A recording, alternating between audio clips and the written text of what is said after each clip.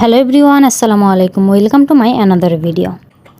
এখন বাজে ভোর ৬টা আর আমি বাসা থেকে বের হয়ে যাচ্ছি ঘুরতে প্লাস নাস্তা করতে। এত সকাল সকাল আমার কোনোদিনও কোথাও যাওয়া হয়নি।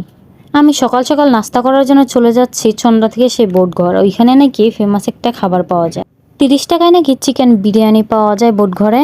সেই জন্য আমি সকাল সকাল ওইখানে নাস্তা করার জন্য চলে যাচ্ছি। আর এত সকালে যাওয়ার কারণ হচ্ছে অফিস টাইম শেষ হওয়ার সাথে সাথে নাকি ওইখানকার খাবার দাবারও শেষ হয়ে যায়। তো দেখতে দেখতে চলে এসেছি আমি বোটঘর, এই তো সেই বিরিয়ানির দোকানটা। আর আসার পরে আমিও আমার খাবার অর্ডার দিয়ে দিয়েছি। এখন যেহেতু অফিস টাইম, এই জন্য অনেক অফিসের স্টাফরা এখানে খেতে আসবে। আর যদিও এই দোকানটা বেশি একটা বড় না, খুবই ছোট।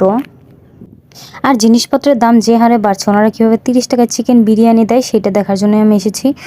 ও মা, এখন দেওয়ার পর দেখি এটা চিকেন বিরিয়ানি না, চিকেন খিচুড়ি। আর 30 টাকা অনুযায়ী খিচুড়ির পরিমাণটা বেশ ভালোই দিয়েছিল, তবে মুরগির মাংসের পিস খুবই ছোট ছোট করে দিয়েছে, মাত্র 2-3 পিস দেয় ওনারা। এইখানে কিন্তু ফুল প্লেট খিচুড়ি আছে, হাফ প্লেট নিলে আরও 20 টাকা অ্যাড করতে হবে। আর এই খিচুড়িটা কিন্তু সরিষার তেল দিয়ে রান্না করা হয়। খেতে খেতে যা বুঝলাম, ওনাদের জনপ্রিয়তা বেশ ভালোই এলাকাতে। অনেক মানুষই দাঁড়িয়েছে লাইন ধরে খিচুড়ি খাওয়ার জন্য। আর খাওয়া শেষ করে আমরা চায়ের দোকান খুঁজছিলাম, যেহেতু এত সকালে চায়ের দোকান খোলা পাবো কিনা তাও তো জানি না।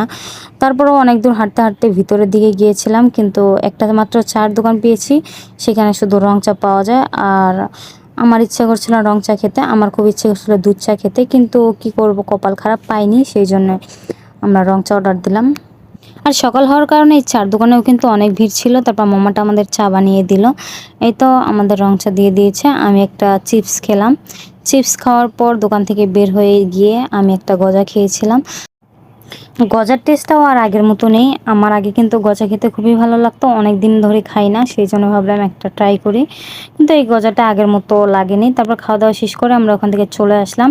আর আমার নানু একটু অসুস্থ, ওনার প্রতি মাসে অনেকগুলো করে ওষুধ লাগে, সেই জন্য চলে এসেছি একটা ফার্মেসিতে। আর এই আঙ্কেলটা মাত্রই দোকান খুলছিল আর আমরা এসেছি।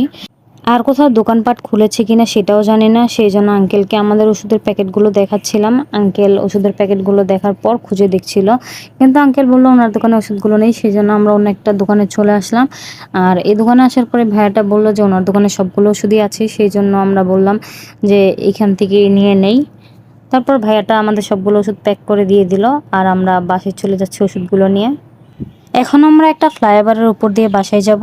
আর এই ফ্লাইওভারটা হচ্ছে বঙ্গবন্ধু হাইটেক সিটি রেল স্টেশনের উপর দিয়ে গেছে। এই রাস্তাটা অনেক সুন্দর দেখতে। আর যেহেতু সকালের আবহাওয়া ছিল একদম শান্তশিষ্ট পরিবেশ, সেই জন্য দেখতে আরও ভালো লাগছিল। আর রাস্তায় গাড়ি ঘোড়াও খুবই কম ছিল, সেই জন্য সুন্দর একটা ওয়েদার উপভোগ করতে করতে বাসে চলে যাচ্ছি। আর আপনারা সবাই আমার জন্য দোয়া করবেন। আজকের ভিডিওটা এই পর্যন্তই, দেখা হচ্ছে আপনাদের সাথে নেক্সট কোনো ভিডিওতে। Thanks for watching this video. আল্লাহ হাফেজ।